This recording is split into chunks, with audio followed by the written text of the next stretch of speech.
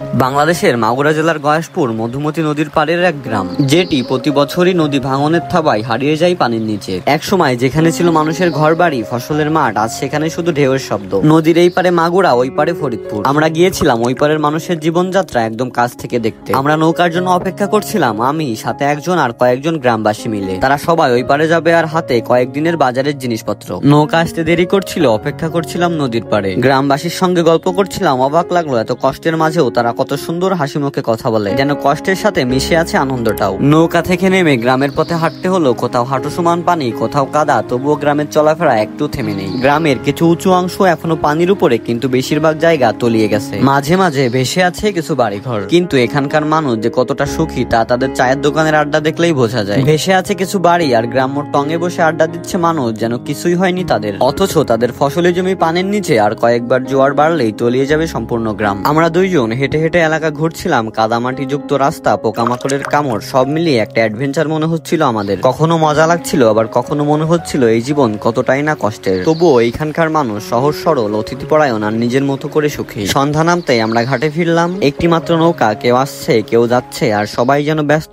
নিজের জীবনের তাগিদে। ভাবছিলাম একই আকাশের নিচে থেকেও আমাদের জীবন আর তাদের জীবন কতই না আলাদা। ফিরতে ফিরতে রাত হয়ে গেল, কিন্তু মনে হচ্ছিল আমি যেন অতিথি নই, এই গ্রামেরই একজন। সারাদিন তাদের সাথে কাটিয়ে তাদের কষ্ট আর আনন্দ ভাগ করে নিয়ে শহরে ফিরছিলাম। ভেতরে এক ধরনের ভয় ছিল, তবুও মনে হচ্ছিল এমন সরল মানুষের সাথে কাটানোর সময় যেন আলাদা এক আনন্দ।